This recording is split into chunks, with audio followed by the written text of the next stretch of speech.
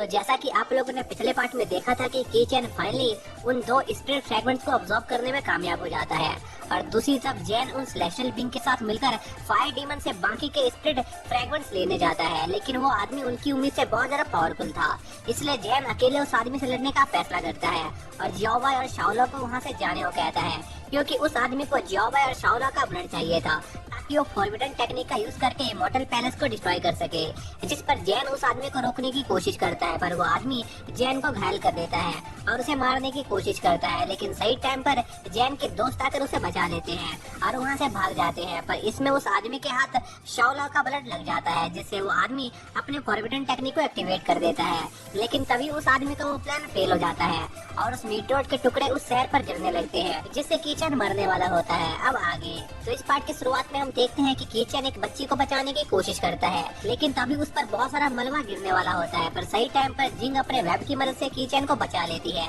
इसी दौरान वो सेलेस्टियल बीइंग भी जैन को लेकर उस जगह से निकलने की कोशिश कर रहे होते हैं, जिसके बाद शहर के सभी लोग मीटियोराइट से बचने के लिए उन शेल्टर में इकट्ठा होते हैं, जहाँ पर कीचन को उसके भाई की बहुत चिंता हो रही होती है। तभी सन गॉड कीचन को चिंता करने से मना करता है, क्योंकि उसने जैन को वो सेंजोबिन खिला दिया था, जिसके कुछ देर बाद वो शेल्टर भी बाहर हो रहे मीटियोराइट की बारिश की वजह से कमजोर पड़ने लग जाता है। जिस पर जिंग सभी से कहती है कि ये शेल्टर ज्यादा देर तक उन मीटियोराइट की बारिश को नहीं झेल पाएगा, इसलिए उन्हें कोई और सुरक्षित जगह ढूंढनी होगी। इसी बीच साउलो ये सोच रहा होता है कि आखिर वो आदमी इतने सालों से उस मीटियोराइट की पावर को कैसे कंट्रोल कर रहा था, जबकि उस मीटियोराइट की पावर इतनी ज्यादा अनस्टेबल थी। जिस पर सन गॉड उन्हें बताता है कि इंसानी दुनिया में सिर्फ एक ही ऐसा ट्रेजर है जो उस मीटियोराइट की एनर्जी को कंट्रोल में कर सकता है। उस ट्रेजर का नाम कोल्ड कोर होता है, जो सुनकर जियाओबाई जल्दी से उस आदमी से उस ट्रेजर की लोकेशन के बारे में पूछती है, जिस पर सन गॉड कहता है कि वो उस जगह की लोकेशन के बारे में पता नहीं लगा सकता है, क्योंकि उन लोगों ने उस ट्रेजर के आसपास किसी टाइप का बैनर लगा रखा था, जिस वजह से सन गॉड उस ट्रेजर की एनर्जी को सेंस नहीं कर पा रहा था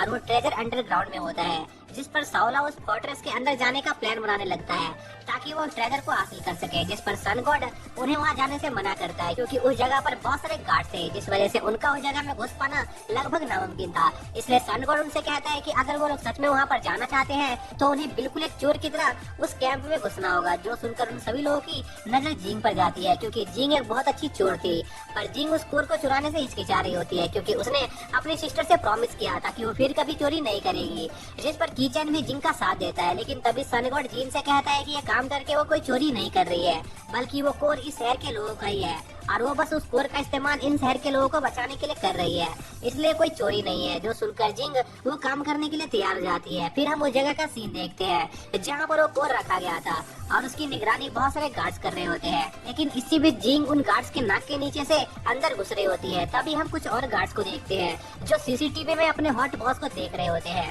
पर तभी वहाँ पर जिंग आ जाती है, जो उन लोगों को अपने वेब से जान से मार देती है। फिर जिंग की नजर उसी लेडी पर जाती है और उसके दिमाग में एक आइडिया आता है, जिसके कुछ देर बाद जिंग उस लेडी पर अटैक कर देती है और उससे उस कोर के बारे में पूछती है, जिस पर वो लेडी जिंग को उस कोर की लोकेशन बताती है और उसे उस जगह की चाबी के बारे में बताने लगती है जो उसके बैग में थी। जिस पर जिंग की नजर उस लेडी के बैग पर जाती है, लेकिन ये उस लेडी की एक चाल थी और वो जिंग पर अटैक कर देती है। पर कुछ ही देर में जिंग उस लेडी को अपने वेब से बांध देती है और उससे उस की के बारे में पूछती है, लेकिन वो लेडी जिंग को कुछ बताने के लिए तैयार नहीं होती, जो देखकर जिंग उस लेडी को टॉर्चर करने लगती है। इसी दौरान हम शेल्टर में छिपे सभी लोगों को देखते हैं जो डर के मारे इधर उधर भाग रहे थे, क्योंकि वो मीटियोराइट शावर अभी तक रुका नहीं था। जो देखकर वो छोटी बच्ची कीचन से पूछती है कि क्या जिंग सही सलामत होंगी या नहीं, जिस पर कीचन उस बच्ची को जिंग की चिंता करने से मना करता है, क्योंकि वो बहुत ज्यादा स्ट्रॉन्ग थी। तभी उस जगह की छत का एक बहुत बड़ा टुकड़ा टूट जाता है, जिससे उन सभी लोगों की जान जाते जाते बचती है और उस छत उसी आदमी की वजह से टूटी थी, क्योंकि वो सेलेस्टियल को बाहर लाने के लिए उस शेल्टर पर अटैक कर रहा था। जो देखकर जियाओबाई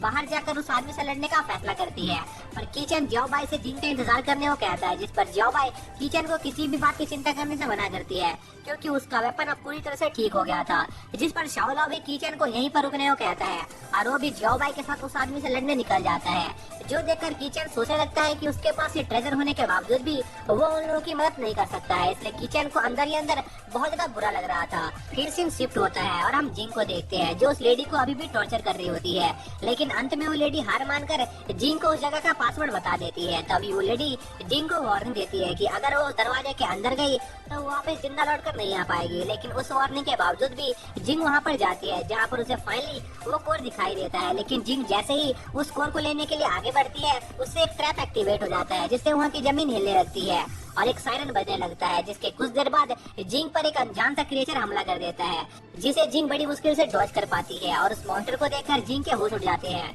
जिसके बाद हम शहर का सीन देखते हैं, जहाँ पर लोग अभी भी अपनी जान बचाकर इधर उधर भाग रहे थे। तभी हमारी नजर उस फायर डीमन पर जाती है, जो अपने पास्ट को याद कर रहा होता है, जिससे हमें पता चलता है कि कई साल पहले उस फायर डीमन ने एक लेडी के साथ मिलकर एक चोर को पकड़वाया था, और पहली नजर में ही उस आदमी को उस लेडी से प्यार हो गया। फिर वो दोनों कई बार डेट पर भी गए, और एक दिन उन दोनों ने शादी कर ली। और जब उनकी लाइफ में सब कुछ सही चल रहा था, तभी एक दिन उन्हें खबर मिलती है कि डीमन किंग ने गॉड के खिलाफ जंग छेड़ दिया है, जिससे हॉली वॉर स्टार्ट हो गई थी। जो देखकर उस आदमी की वाइफ को बहुत ज्यादा डर लग रहा होता है, जिस पर फायर डीमन अपने वाइफ से डरने से मना करता है, क्योंकि उनके इस शहर को सेलेस्टियल बीइंग प्रोटेक्ट करते थे। लेकिन बदकिस्मती से एक दिन उस फायर डीमन के शहर पर बहुत सारे मीटोरेट आकर गिरते हैं, जिस हादसे में उस फायर डीमन की वाइफ की मौत हो जाती है। इसलिए वो डीमन सभी सेलेस्टियल बीइंग को खत्म करके अपनी वाइफ की मौत का बदला लेना चाहता था। लेकिन तभी वहाँ पर शाओला और जोबाई आ जाते हैं, जो उस फायर डीमन को रोकने आए थे, जिसके बाद उनके बीच एक घमासान लड़ाई शुरू हो जाती है, जिसके साथ ही ये पार्ट यहीं पर खत्म हो जाता है।